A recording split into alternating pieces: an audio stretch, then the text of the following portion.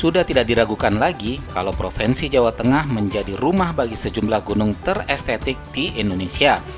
Bagi kamu yang punya hobi mendaki gunung, pasti tak asing dengan nama-nama gunung di Jawa Tengah, seperti Gunung Slamet, Sumbing, Merbabu, Lawu, Prau, hingga Gunung Sindoro yang akan saya daki bersama teman-teman di komunitas Tektok Santuy Indonesia.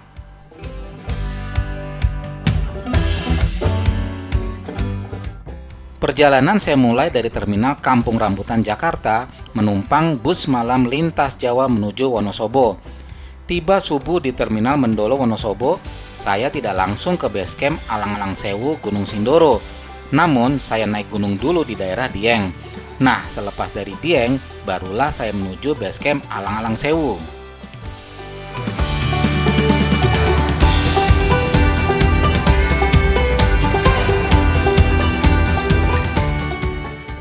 Posisi base camp Alang-alang Sewu tidak jauh dari jalan utama Wonosobo Temanggung.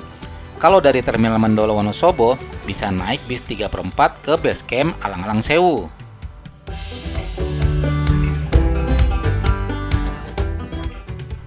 Malam hari saya tiba di base camp. Teman-teman sudah banyak yang istirahat. Sedikit gambaran tentang kondisi base camp Alang-alang Sewu ini. Base campnya luas dan bersih. Toiletnya juga banyak dan gratis. Jadi, nggak perlu khawatir antre lama ya. Untuk simaksi pendakian Gunung Sindoro, 30.000 per orang. Setelah mengurus simaksi dan semua persiapan selesai, barulah saya istirahat. Oh ya, terdapat juga warung yang menyediakan berbagai makanan.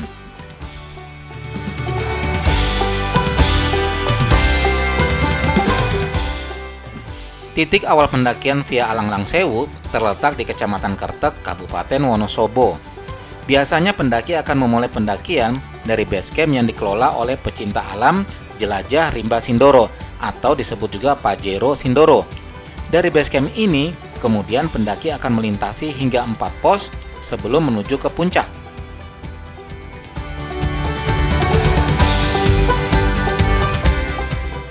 Pukul 1 dini hari, kami ber-16 sudah siap untuk mendaki secara tektok Gunung Sindoro. Untuk menghemat tenaga, kami pun memutuskan menggunakan jasa ojek gunung hingga pos 1.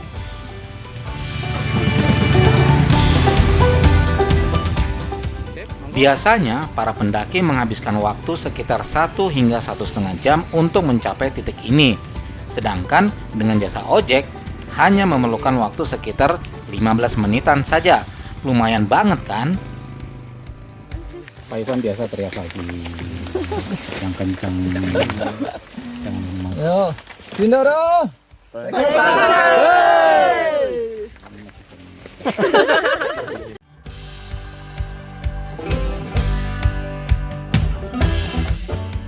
Tiba di pos 1 putaran lembah Kesunyian, kami pun berdoa dan kemudian memulai pendakian menuju pos 2.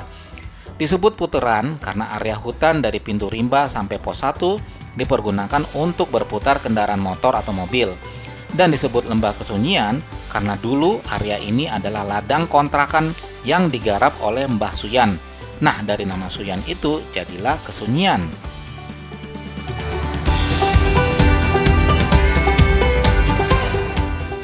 Di jalur pendakian, saya melewati patok-patok dengan jarak acak yang berfungsi sebagai tanda.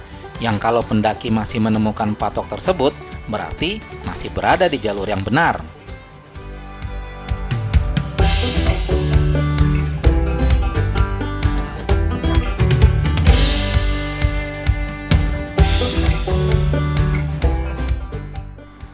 Jalur pendakian menuju pos 2 berupa trek tanah yang dipasangi kayu di tepi anak tangganya, sehingga mempermudah untuk dilalui, tidak licin dan juga trek tidak mudah tergerus oleh air hujan. Sebatas cahaya senter, kiri kanan perjalanan kami berupa alang-alang dan pepohonan.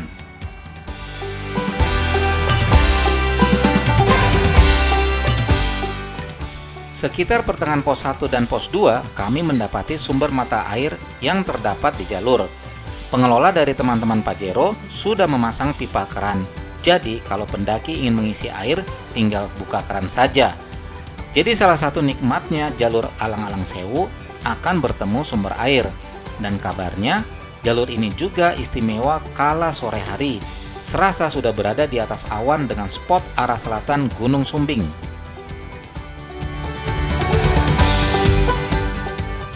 Cerita tentang Gunung Sindoro berasal dari bahasa Sanskerta Sundara yang artinya indah. Bentuk lain untuk perempuan dari Sindoro adalah Sundari yang artinya cantik.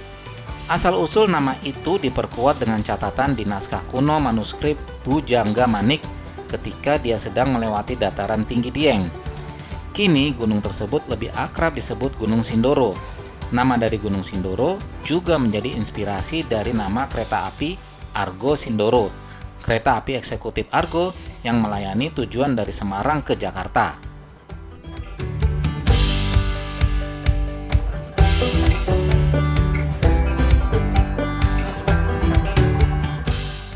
Satu jam berjalan kami pun tiba di pos 2 Mbaon, Lembah Katresnan. Terdapat sebuah shelter dengan dataran yang cukup luas, bisa menampung sekitar 10 tenda di area ini. Mbaon adalah nama dari hutan itu yang diberikan oleh nenek moyang, dan Lembah Katresnan karena di situ banyak ditumbuhi pohon tengsek yang kalau berbunga seperti taman. Katresnan sendiri dari bahasa Jawa yang artinya cinta. Jadi kurang lebih artinya cinta ibarat di taman bunga. Pohon tengsek sendiri berbunga di musim-musim kemarau.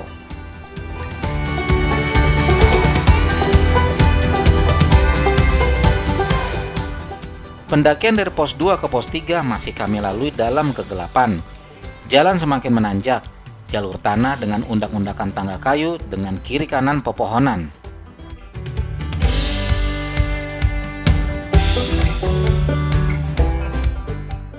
Di sini saya dan teman-teman melewati tanjakan Pasidi atau penyesalan diri yang cukup menguras tenaga dengan kondisi jalan tanah yang agak licin diselingi oleh bebatuan besar dan hutan rimbun.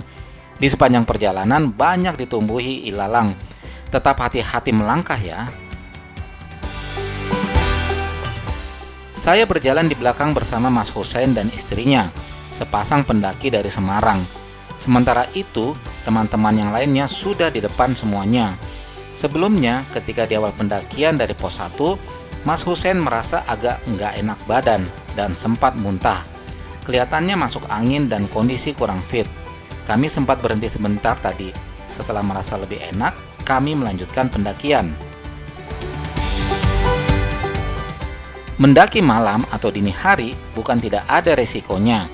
Suhu malam hari cenderung lebih dingin, yang bisa meningkatkan resiko hipotermia, yaitu penurunan suhu tubuh di bawah 35 derajat Celcius.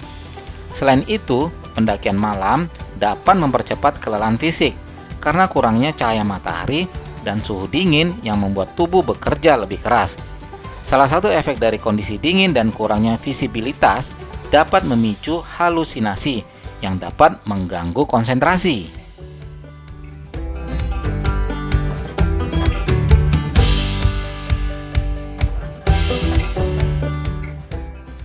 Kurang lebih 1 jam berjalan, akhirnya kami tiba di pos 3 Sunrise Hunter. Cahaya terang sudah mulai tampak di ufuk timur. Artinya sebentar lagi matahari akan terbit. Sesuai dengan namanya, karena tempat ini cocok untuk hunting sunrise. Matahari terbit dengan bayang-bayang kemegahan Gunung Sumbing yang sangat menakjubkan.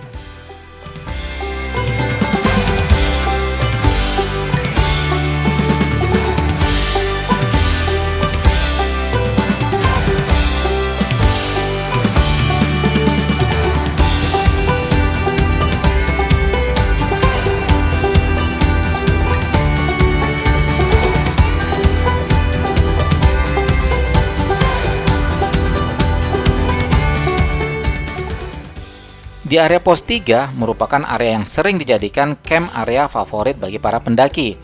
Pos 3 tersebut berbentuk tanah lapang dengan kontur tanah yang tidak rata dan diselingi pepohonan pendek. Tidak disarankan mendirikan tenda terlalu mepet dengan rerumputan agar terhindar dari serangan babi hutan.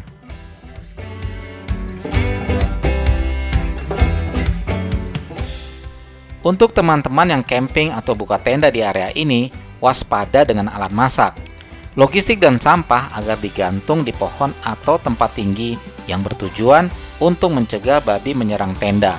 Karena memang babi mendekat sebenarnya bukan untuk menyerang, akan tetapi untuk mencari makan.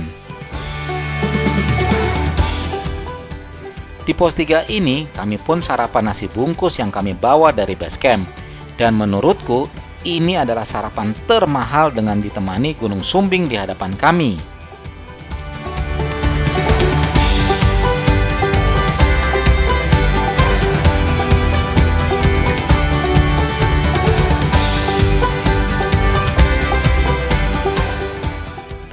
Setelah puas menikmati keindahan matahari terbit dan hari sudah mulai terang, kami melanjutkan pendakian menuju pos 4.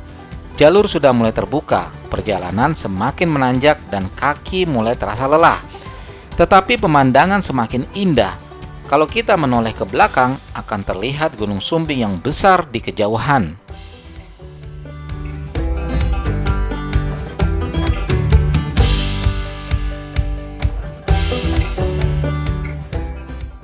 Jalur pendakian berupa tanah padat di antara pepohonan lamtoro, yang kemudian berupa tanah campur bebatuan yang memiliki bentuk unik. Menurut mitos, Gunung Sindoro dikenal sebagai tempat tinggal para bidadari. Konon, Gunung Sindoro merupakan salah satu kawasan yang diyakini sebagai pusat energi feminitas.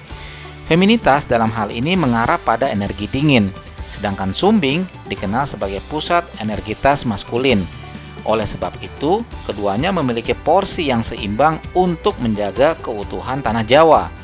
Konon, jika bertemu dengan bidadari di daerah Sindoro, maka orang tersebut akan memperoleh rezeki yang berlipat ganda.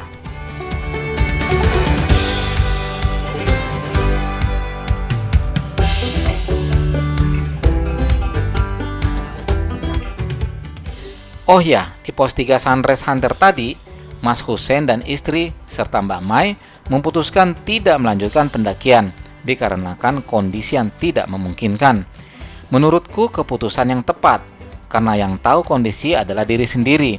Daripada dipaksakan dan berakibat fatal, lebih baik berhenti dan stabilkan kondisi tubuh.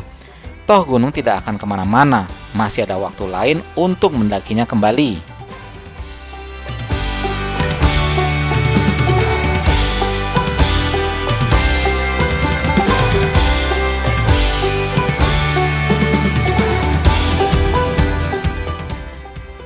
...90 menit berjalan, kami pun tiba di pos 4 Jalumulyo Labyrinth Stone.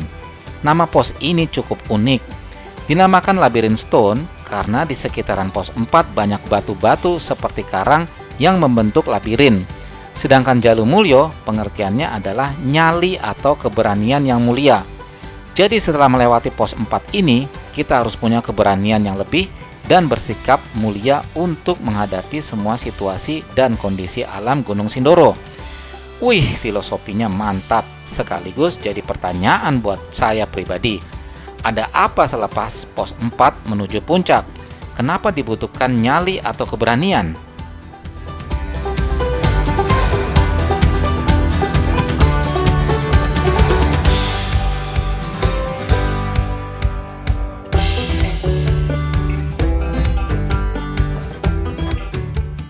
Ternyata memang benar, dari pos 4 jalur Alang-Alang Sewu menuju puncak, trek makin menanjak dengan medan tanah bercampur batu.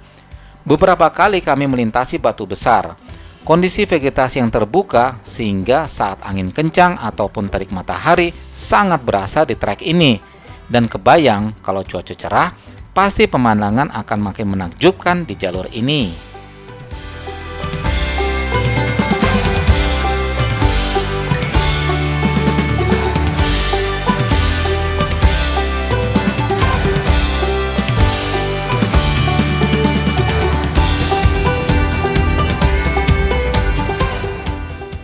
Tiga 30 menit berjalan dari pos 4, kami memasuki trek pasir dan batu dengan vegetasi yang terbuka yang menandakan puncak sudah semakin dekat.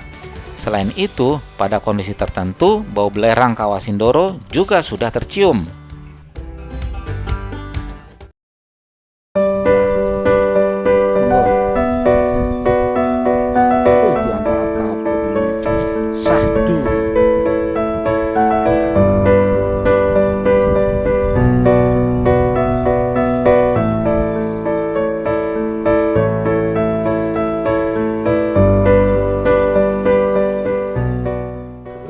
Inilah jalur pendakian yang sebenarnya Gunung Sindoro. Di saat kaki makin terasa pegel dan capek, badan letih, kepala sedikit geliang karena dihantam angin dan kabut dingin. Semakin dekat dengan puncak, jalur pendakian berupa medan berbatu-batu. Jadi kami harus berhati-hati agar tidak terpeleset karena batu-batu yang kita pijak kadang bergerak. Kabut tebal menyelimuti pendakian di jalur ini.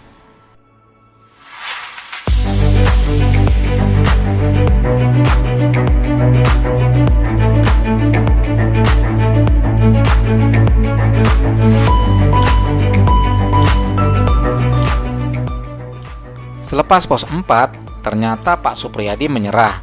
Menurut beliau, kakinya terasa kram ketika meninggalkan pos 4 dan akhirnya diputuskan untuk stop. Sebenarnya juga kondisi beliau kurang fit karena kurang tidur semalam di base camp.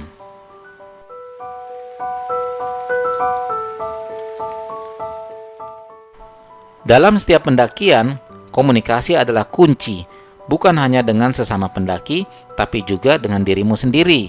Dengarkan tubuhmu. Jika merasa lelah, jangan ragu untuk beristirahat sejenak. Nikmati udara segar, ambil napas panjang, dan biarkan tubuhmu pulih. Jangan terburu-buru. Pendakian ini bukan soal cepat sampai, tapi soal menikmati setiap langkah.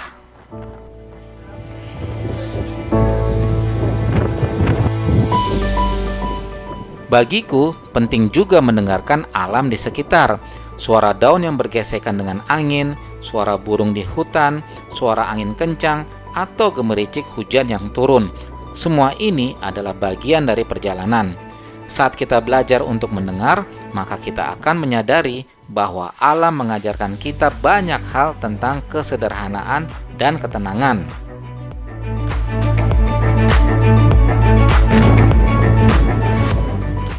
Semakin dekat dengan puncak, bau belerang semakin menyengat dan mata terasa perih terkena terpaan sedikit asapnya. Angin semakin kencang bertiup, membuat jari-jari terasa beku. Tampak dari kejauhan, teman-teman berjuang berjalan pelan menuju puncak Sindoro. Angin dan kabut ini membuat semua terasa berat, bahkan udara dingin serasa makin menusuk tulang.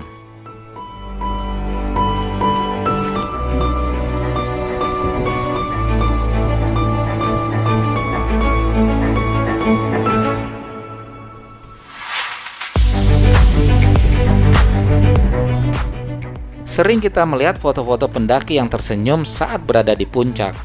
Namun kita tidak melihat bagaimana perjuangan para pendaki itu menggapai puncak. Bahkan, melihat tanjakan curam serasa ingin menangis, melihat tebalnya kabut serasa ingin menyerah. Pada titik ini, bukan masalah siapa yang paling cepat sampai, tapi siapa yang paling sabar dan konsisten mendaki selangkah demi selangkah. Satu langkah kecil bisa berarti besar. Ya.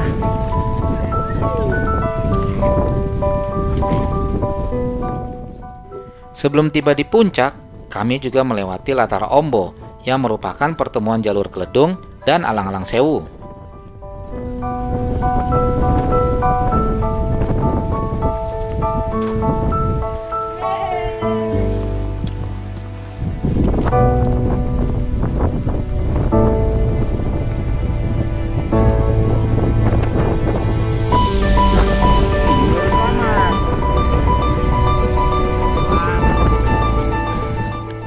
Satu jam dalam kabut tebal beserta angin dingin, kami pun tiba di puncak Sindoro.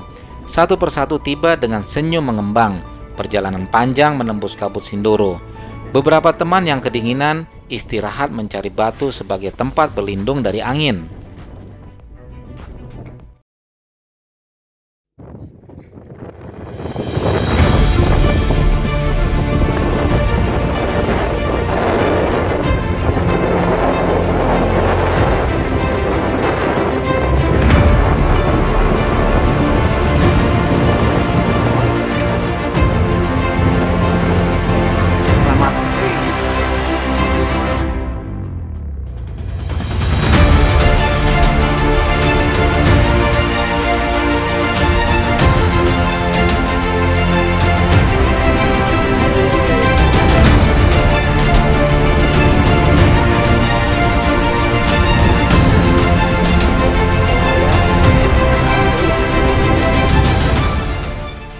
Jika kondisi cerah, maka deretan gunung-gunung di Jawa Tengah akan menyambut kami. Merbabu Merapi plus Andong Telemoyo serta Gunung Ungaran merupakan suguhan pemandangan sisi timur. Dari sisi barat, puncak tertinggi Jawa Tengah Gunung Slamet diiringi Puncak Dieng, Gunung Prau, Pakuwojo, dan Bismo. Bahkan kabarnya Gunung Ciremai Jawa Barat pun kelihatan.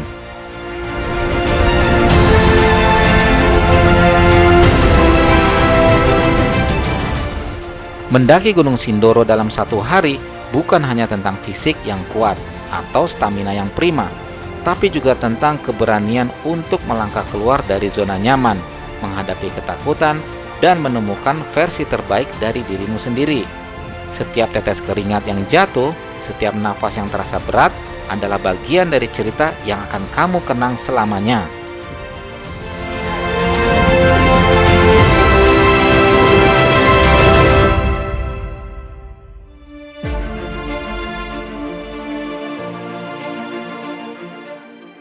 Demikian pendakian atap langit Indonesia edisi Gunung Sindoro via Alang-Alang Sewu. Sampai bertemu kembali di pendakian selanjutnya.